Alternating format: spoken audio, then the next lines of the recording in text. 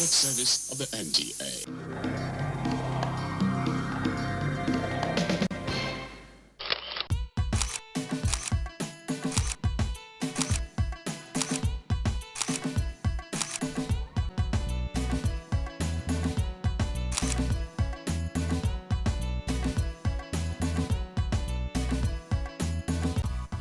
Today on Lens, we had a day with a young visual art storyteller who has garnered over 20 years of experience on photography. His special interest is documentary photography. Photography was something that initially it was a force, then became an interest and became a passion. Right now, it's a passionate business. Find out more.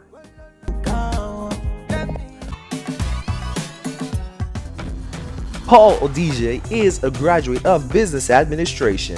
He gives us details of how he ended up becoming a professional documentary photographer with over 20 years of experience. Plus, all that we need to know about his stock in trade. Paul Odije is a visual art storyteller and also a photographer of over 20 years. I'm also the foremost Nikon photography school instructor in Lagos. Also the only Lagos-based photographer and photography school instructor that has recommendation from the Nigerian Governors Forum.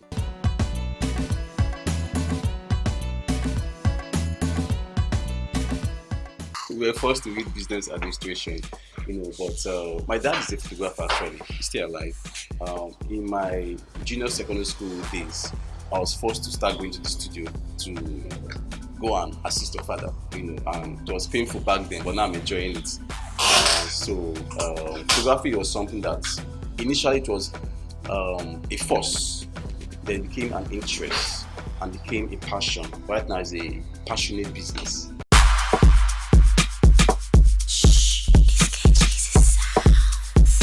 Back then, it was still in the days of analog.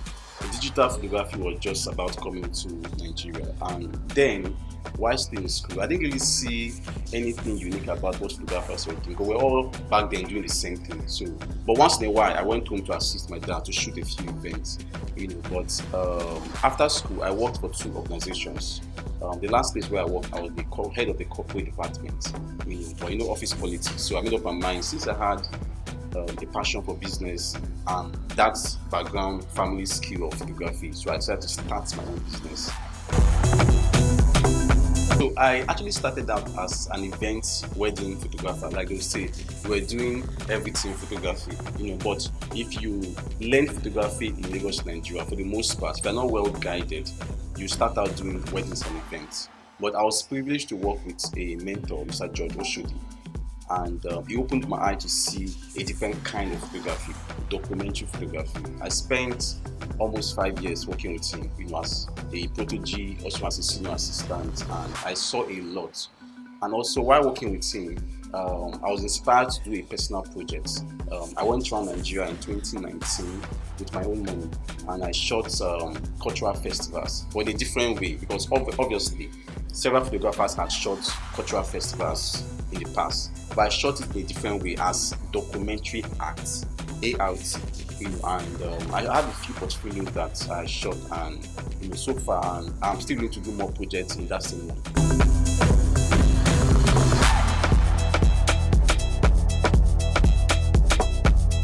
I finished from event 2017, worked for two organizations, and then I think it was a few years down the line, I actually started out my photography business as an event photographer, weddings, party, birthday, burial, and the rest of them. But it was 2015, I actually started working with Mr. George Oshodi, and that was where my eyes were open to documentary photography.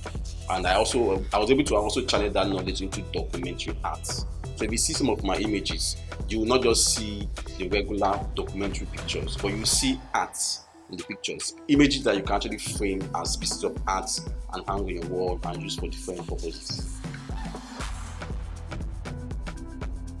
The difference is not so much per se, because really in photography, what we're actually doing, we are documenting. documentary photography is basically you are creating documents for history, whether it's weddings, family portraits, events, or the actual documentary photography itself.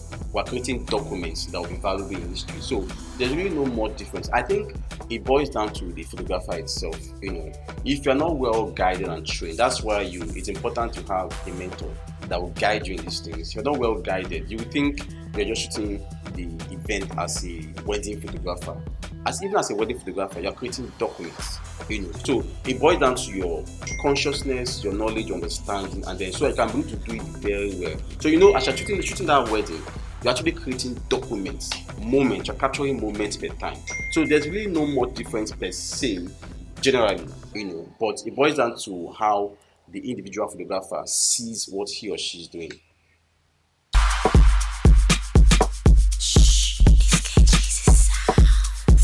Generally, photography business is lucrative, and there's a future in photography. One of my mentors, Mr. Kelechi Amadiobi, was interviewed by one of and he said, if you don't see any future in photography, you too don't have a future. There's hope and there's future, despite the amount of number of photographers we have, the competition, but there's still profit to be made. It's very lucrative. But again, it boils down to what your eyes are open to see.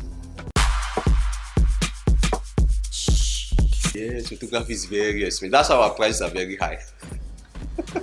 Very expensive because the equipment is not cheap. But beyond the equipment, the knowledge and the understanding of photography, it takes time.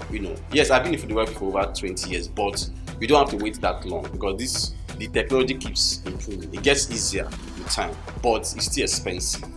And if you really want to go far, you need to be willing to invest. First, invest in your knowledge and understanding of photography before you even talk about the equipment. The equipment on their own, the prices are actually rising.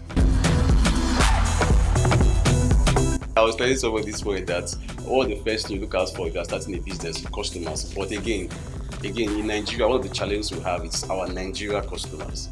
We think it's cheap. It's really not cheap. And although there are different calibers of customers, right, based on their income level and their mindset. But generally speaking, the public thinks because you own an iPhone, photography is supposed to be like quick, cheap. No, it's not cheap. Even if you're using the least level of professional equipment, your knowledge, your eye, the ability to see good pictures, that takes training, takes time. So generally it's not cheap, and customers need to change the way they see professional photographers in Nigeria.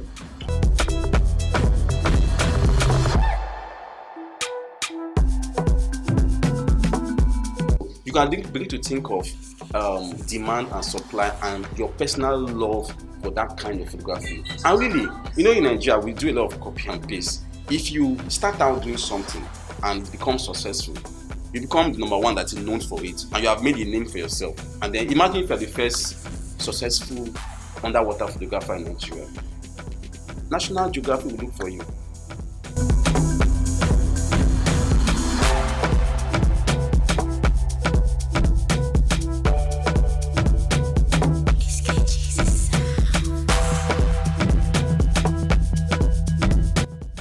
You'll find top clients. But you see, understand, beyond answering the question, understand the environment where you are. In Lagos, Nigeria, people are stressed. There's traffic. So if you have a top client, manage the client. Learn how to win the client over. So for me, most of the top clients that I've had are the ones that paid the least money. But those that paid plenty money, they didn't give me any issue. No wahala.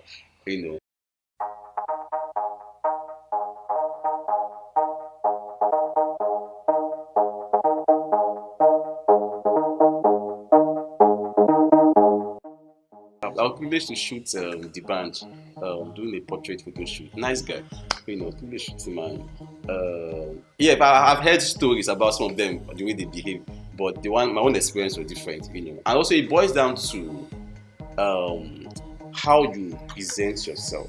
If you're meeting someone for the first time, there's that first time experience. I remember when I did the shoot, it was actually my former mentor that gave me the opportunity. He was not available to do the shoot, and then I was called to go shoot on his behalf. So we went to his house, photographed him for Bloomberg. See, I like Beyonce, but she tell we chica. get knowledge, like someone who said, you can't do this alone. You want to pursue a mentor who is successful. I'm not yet there. There are those I can point you in that direction. Although they are super busy, and then they also need to test if you really want to learn from them. If you find somebody who is super successful in your field, cry, push, beg if you have to beg, pay if you have to pay, until that person mentors you.